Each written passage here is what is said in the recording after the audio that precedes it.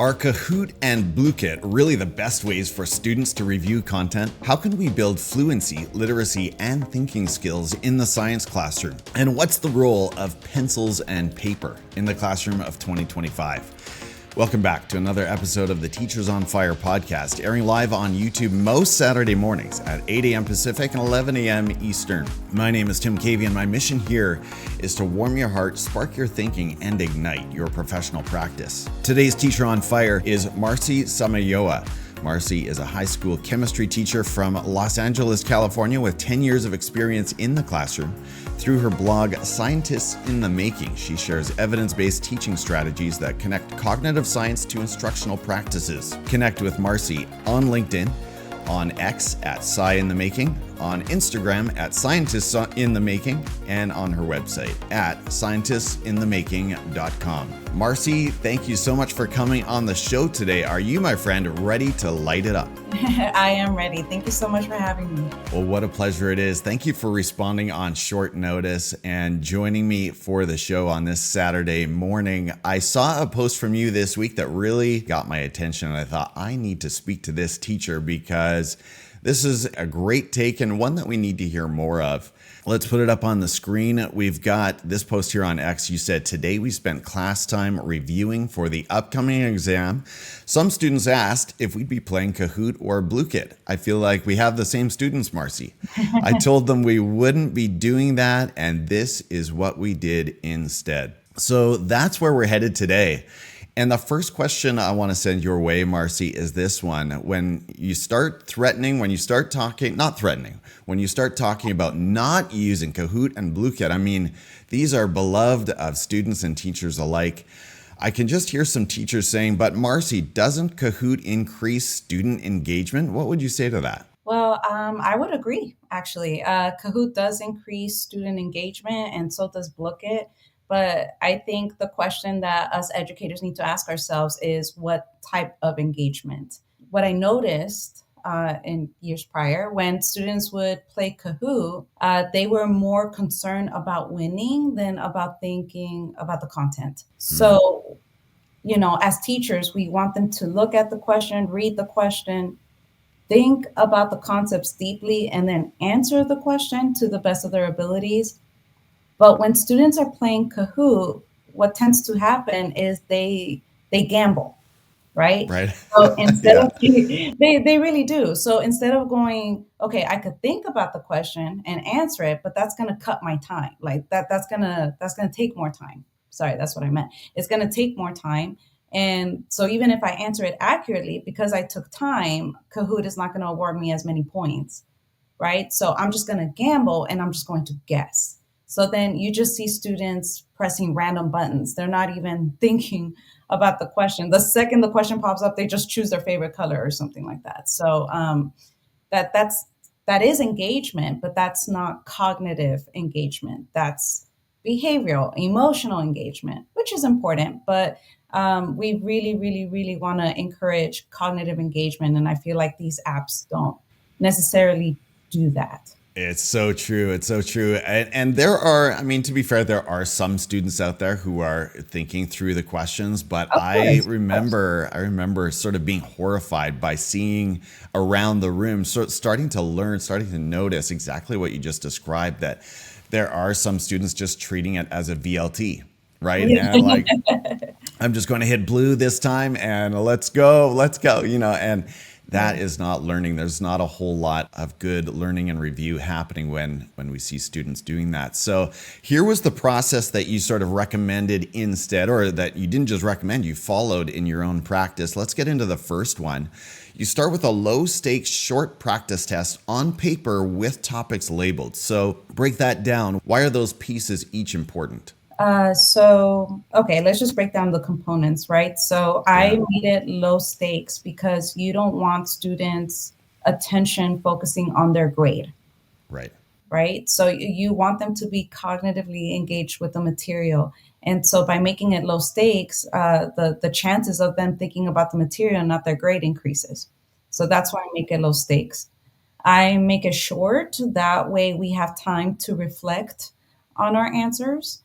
And then each question is labeled with a topic That way, if students get that question wrong, they know exactly which topic they are struggling with. So, in other words, they're building their metacognition skills, which is something that I don't think they get to practice a lot. And so I think by doing it this way, we help build those skills. I am such a fan of that. And that's a theme throughout this entire process that we're going to unpack today is just the incredible metacognitive skills that students are building, their metacognitive muscles, if you will. Yeah, I love the idea of attaching topics to the questions. And I would do the same with learning targets. It's kind of the same thing. Like, what is this learning about? What does it fall under? So we've got this test on paper, and we'll come back to paper a little bit later in this conversation. Next, you've got turn to neighbors, compare answers, consult the notes, and then discuss differences. So this is an open notes stage of the process, right? Yes, and just to be clear, when they took the practice test, they did it without their notes and without Okay. consulting their partners. This was their own thinking on paper. Just because we want them to get used to the testing environment, right? And I know this might be a little controversial, but I don't allow my students to use their notes during the exam. So, I just wanted to replicate that environment. But then afterwards, when we're reflecting, I do let them use their notes to, cross reference. Maybe they didn't understand the definition, and now they can find the definition in their notes. And the interacting with the partners is huge. By interacting with their partners, it encourages them to talk and explain their thought processes. So again, building on their metacognition skills. What do they know? What do they not know? And I know some people are like, wait, why don't you just give them the answers? Right? Like, why don't you just give them the answers right away? Well, here's the thing. I've been teaching it explicitly for probably a few weeks now. So I know ahead of time that they have the foundational knowledge to do this task and interact with their partners. And also, we want them to be less dependent on the teachers and become more independent on their own learning process, if that makes sense. Yeah, absolutely. And I love this idea. I mean, as we continue through the process, students can't just tune out or spectate here. I mean, this is activity, this is engagement required. So they're turning to neighbors, they're comparing answers, consulting notes and discussing differences and hopefully reconciling differences, saying, oh yeah, oh right, I was a little off track there, or that's right. And coming to those correct conclusions. Is it possible in your experience that students reinforce incorrect solutions? Could that ever happen? Or if they've taken good notes in your class, you're not worried about that? Like chances are they're going to come to the right solution, right? Yeah, I've been using explicit instruction. So I use explicit instruction, and Right. throughout explicit instruction, I do so many check for understandings, check for listening. So the chances, it might still happen, but the chances of that happening is minimum, right? So it's minuscule. And then in addition to address, like let's say they are reinforcing misconceptions, we do go over the answers as a class afterward, which brings us to our probably next step. Right. So the students have turned to each other, they've consulted their notes, discussed differences, come to correct solutions. Then we come to this one.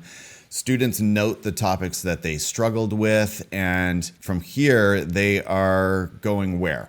So they're going straight to their knowledge organizers. So what I do is I give them a knowledge organizer on each topic. So for each topic, these are the concepts that you're supposed to be familiar with to be able to apply them in the problems on the exam. So what a knowledge organizer looks like is that it has two columns. On the left-hand side, you have questions about the topic, and then on the right-hand side, you have the answers. And so what students do is that they cover the answers with their bookmarks. They have bookmarks. They cover the answers with their bookmarks and they quiz themselves on it. They ask themselves that question. They quiz themselves and they're able to check if they're accurate or not by checking the answers afterwards. Now, this does take modeling and this does take a lot of practice in the classroom in order for it to be implemented successfully. But after a few practice sessions, students are very open to this process. Love it. Well, thank you for joining us, educators. If you're finding value here, take a moment and like the video. We're on to step 5. Hopefully, I feel like I'm not doing a very good job of this, Marcie, but No, you're doing you're doing great. amazing. Thank you so much. So we're on to step 5. Now we've got a second low stakes practice test, this time in Google Forms without topics. So they're not guided as much by the organization. Are these the same questions? Are they different questions? What does this look like? So they're very similar, but they're different versions of the Okay. question. So the process behind them might be the same, but the answers are going to be different.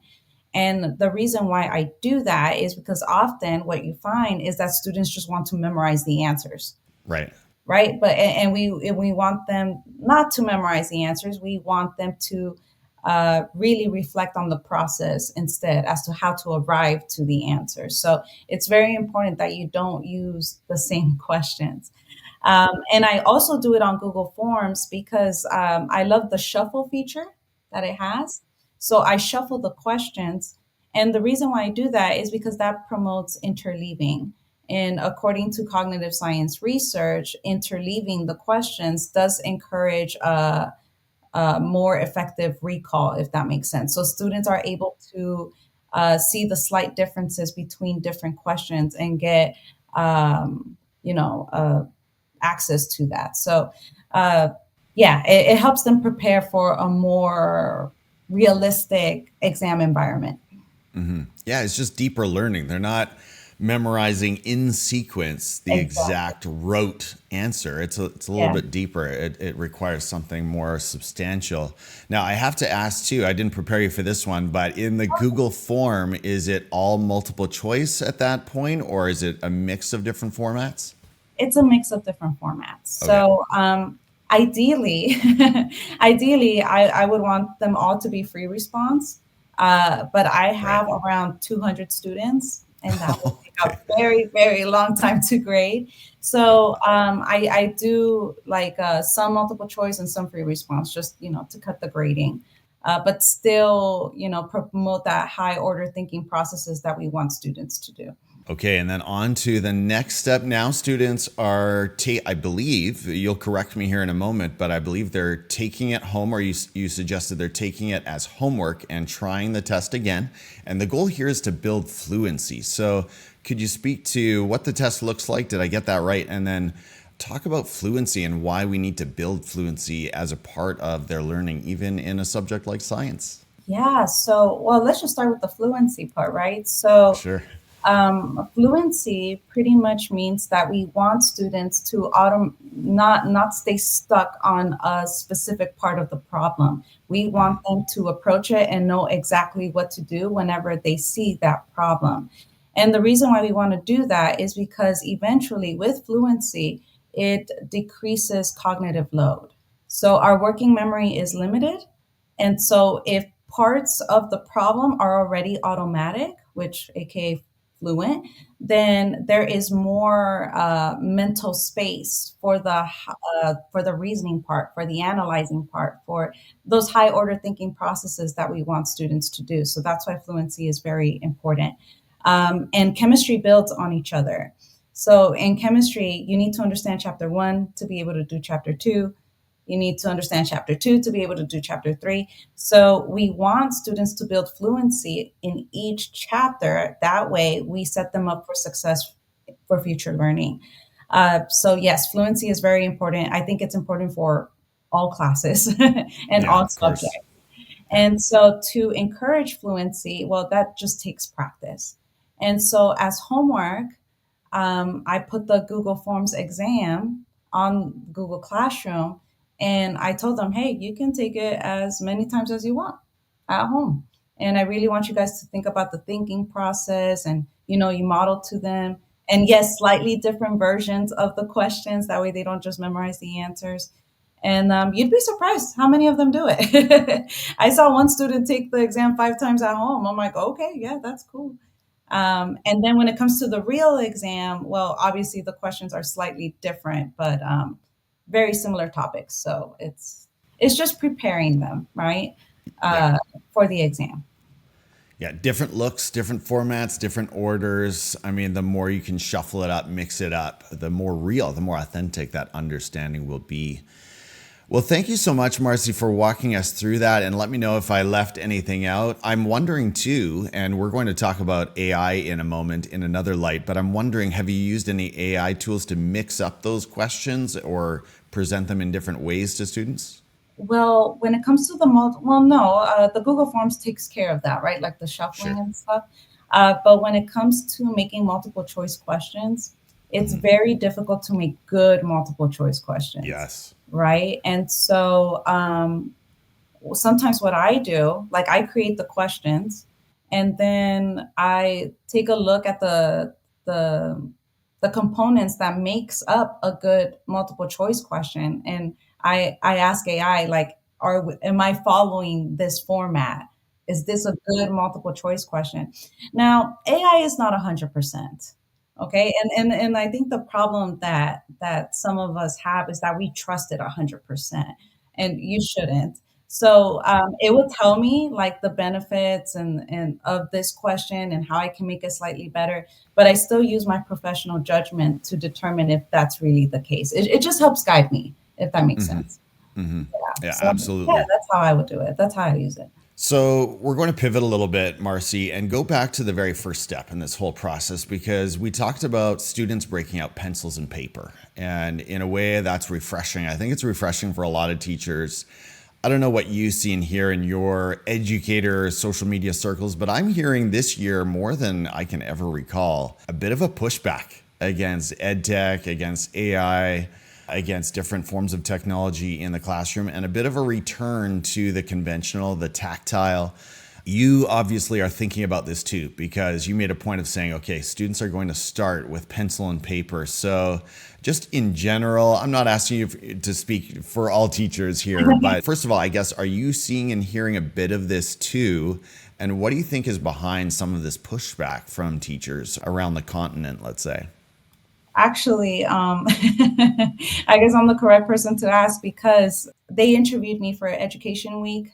Um, Oh, okay. I took away their Chromebooks. Yeah, so Okay. I don't use. I minimize the use of Chromebooks. So the only time we use Chromebooks is for summative assessments like Google Forms and the online textbook. That's it. I have limited their use. And one of the reasons why is because of student attention. So if you really want to learn something, you really need to pay attention to that one thing, right? And what ends up happening with technology is that it takes students' attention away. And attention is very fragile. So it's not really that hard to do, especially if you put them in front of a screen. Now, you can block the websites, right? You can monitor their screens. But when they're in front of the screen, for the most part, their mind is not on the content. Their mind is, well, how can I get to Instagram or TikTok and how can I bypass this firewall? That's what they're thinking about. How can I sneak in Netflix without Miss Sam noticing? And so now their full attention is not on the content itself. So that's one, student attention.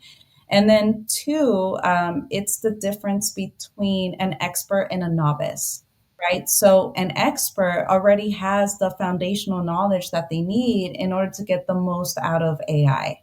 So, for example, I'm a teacher, and if I were to ask AI, let's say I have a lesson plan and I tell AI, okay, create activities that way I'm able to differentiate, right?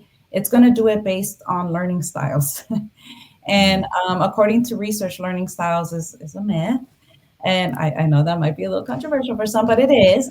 And so, because learning styles is, but I know that information because I'm the expert. And so I'm able to go, no, actually, that's not the best way to differentiate a lesson plan. Whereas someone who's a novice in teaching, they'll be like, oh, this looks great, right? And that's what's happening with our students go to elementary, middle school, and high school to get that foundational knowledge, right? Even in high school, they still don't have all the foundational knowledge that they need.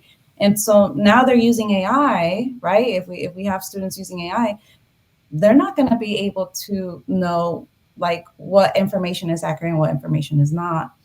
And then lastly, it offloads all the hard work that is required to build on those foundational skills, right? If we want students to become better writers, they need to practice writing. But if students are offloading that responsibility to AI, well, then they're never going to get better.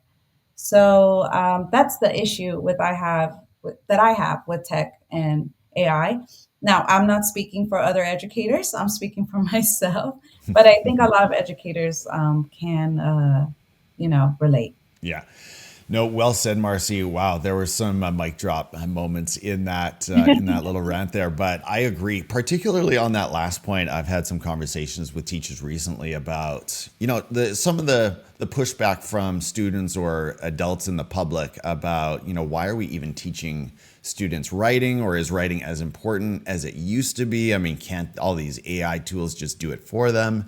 And I think an obvious answer is, well, hold on. If writing is thinking, then we're taking the thinking away from students. We're taking away the ability for them to organize their thoughts and express themselves in an effective way. So, yeah, I think we're headed to some dangerous places if we start to minimize the importance of student writing and some of these basic literacy skills.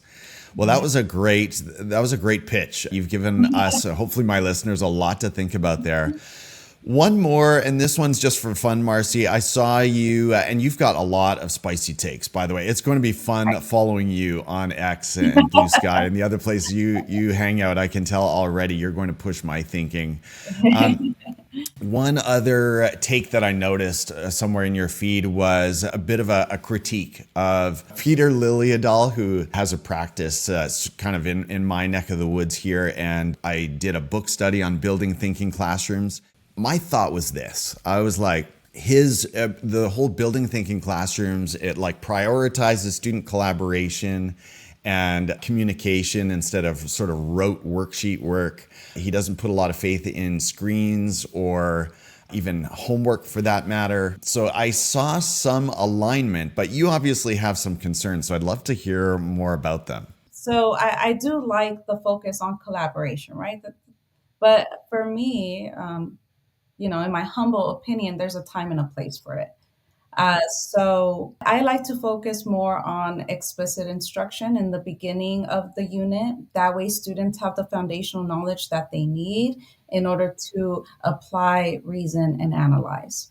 So I start with explicit instruction, and then I slowly do the gradual release model, where students are, slowly creeping into inquiry-based learning. And the reason why I have to do that, well, I have no other choice. The next generation science standards, right? I need to abide by those. It's my job. So the way that I approach it is, again, I just make sure that students have that foundational knowledge in order to apply, reason, et cetera, et cetera. The problem that I have with building thinking classrooms is that it does it too soon. That's fair. Before, yeah, before students have that foundational knowledge. And I think it also promotes the Matthew effect.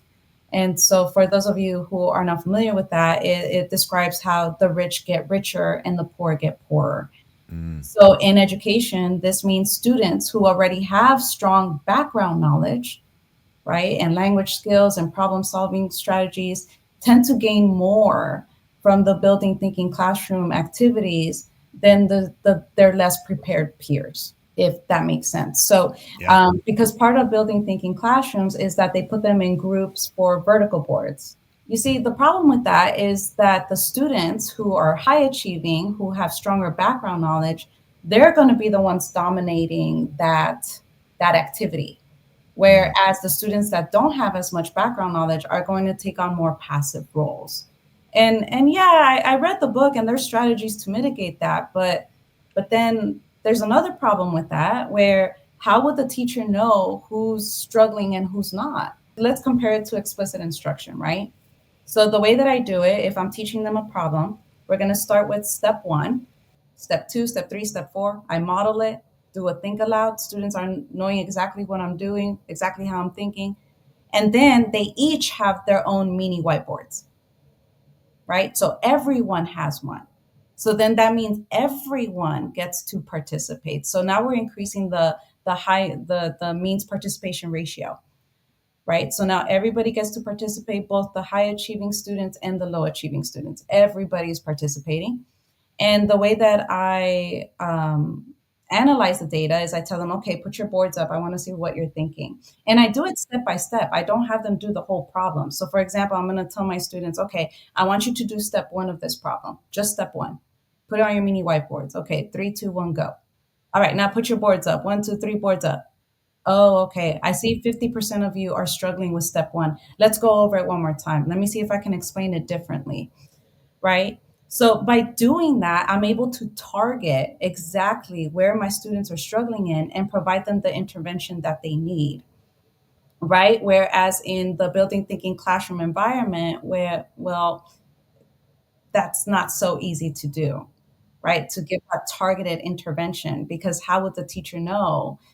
They have to keep their eye everywhere on all the groups, and it's not systematic. So that's my opinion on it. Yeah, no, that was really, really thoughtful, and I don't disagree. And it's been a little while since I've taught math and tried the non-permanent vertical surfaces, I think is what he calls them. And you're right. I mean, just objectively, it's a little trickier. It's a lot trickier to identify and monitor the progress of every student around the room. Now, he does talk about each student in the group of 3 as sort of taking turns with the marker. So he's trying to make sure that each student is getting involved in the whiteboard. But you're right. I need to concede that in a group of 3 in a triad, it's possible that you could have a highly proficient student with a strong personality who kind of just takes over, or to some extent, right? So I think that risk is there. My concern, Marcie, is this actually, and that is if you have a teacher who is not very highly proficient, the freestyle nature of the learning time means that they need to be constantly giving students the next activity sort of intuitively. Like they need to understand, okay, what's the next step in this cognitive process? What's the next step in the scaffold here? And not every teacher, I don't think, is quite there. And so that's where it's helpful to have a baseline, have a good resource, some instruction that they are drawing from, I think, in many cases. So thank you for that. I know I'm putting you on the spot there a little bit, but I knew you would have something to back it up. So that gives me, and I'm sure many others, a lot to think about.